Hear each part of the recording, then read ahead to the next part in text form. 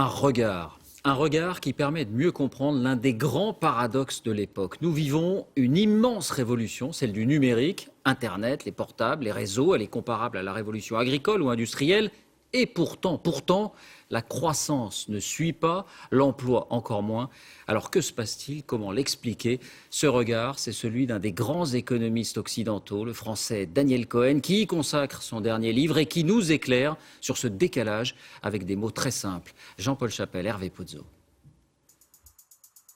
C'est une révolution industrielle qui tient dans notre poche, qui nous relie tous les uns aux autres.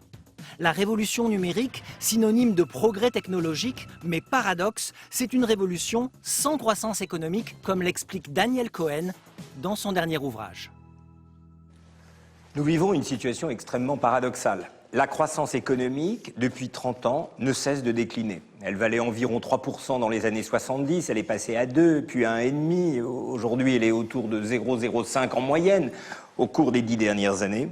Et en même temps, nous sommes au milieu d'une révolution technologique sans précédent. Aujourd'hui, tout va plus vite. On peut se faire commander une pizza d'un clic, on peut réserver des vacances à l'autre bout du monde grâce à son logiciel, mais le bien final reste le même. Une pizza, un voyage.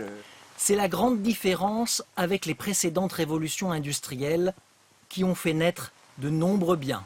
Les produire et les consommer en masse ont dopé la croissance. Voitures, téléphones, électroménager, radio et télévision. Les biens de la révolution numérique se limitent aux smartphones. Insuffisants pour soutenir l'activité, cette révolution ne crée pas d'emplois, elle en détruit. Tous les emplois qui se répètent sont menacés. Vous faites 2 fois de suite la même chose, un logiciel, la 3e fois, le fera à votre place. Personne n'est potentiellement épargné. Un professeur qui fait un cours qui se répète, un jour, on le filmera et on mettra sur écran le cours qu'il répète d'une année sur l'autre, à charge pour d'autres enseignants de le commenter si c'est nécessaire. Tous les emplois qui se sont créés au XXe siècle et qui ont fait le cœur de la classe moyenne, les employés dans les banques, dans les assurances, dans les agences de voyage, tous ces emplois vont disparaître. Donc la nouvelle génération ne fera pas les mêmes emplois que ceux de leurs parents. Ils devront inventer de nouveaux emplois plus créatifs et donc plus précaires. Conséquence, c'est tout le rapport au travail qui change. Quand être créatif devient obligatoire, ça peut devenir une souffrance. Le burn-out devient la maladie du siècle. À partir du moment où on impose aux gens d'être constamment sur la brèche, constamment créatifs, de peur qu'ils soient sinon numérisés, le burn-out, c'est la maladie psychique qui vient remplacer la maladie physique qui pouvait être celle des ouvriers au XXe siècle. Alors, quelle solution pour sortir de l'impasse? Pour l'économiste, c'est à l'État d'aider le salarié à passer d'un emploi à un autre.